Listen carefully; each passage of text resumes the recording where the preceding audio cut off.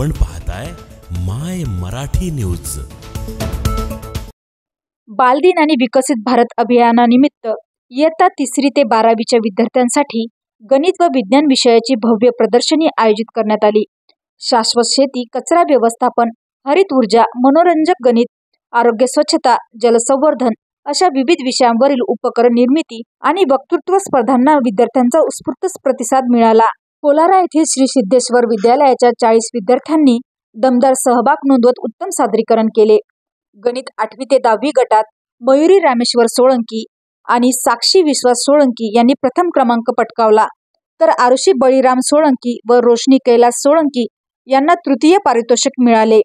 इयत्ता 5वी ते 7वी गणित गटात प्रीती एकनाथ हाडे आणि भक्ती सुरेश सोळंकी यांना प्रोत्साहन पारितोषिक मिळाले. विज्ञान 5 ते 6 गटात युवराज सुनील सोळंकी यालाही प्रोत्साहन मिळाले. निबंध स्पर्धा 8 ते 10 गटात साक्षी विश्वास सोळंकी हिने द्वितीय क्रमांक मिळवून चमक दाखवली. उत्कृष्ट मार्गदर्शनाबद्दल विद्यालयातील कुमारी स्वाती म्हस्के यांना उत्कृष्ट गणित शिक्षक पुरस्कार देऊन सन्मानित करण्यात आले. विद्यार्थ्यांच्या यशाबद्दल श्री ग्र म चे अध्यक्ष, सचिव, संचालक मंडळ व मुख्याध्यापकांनी सर्वांचे अभिनंदन केले.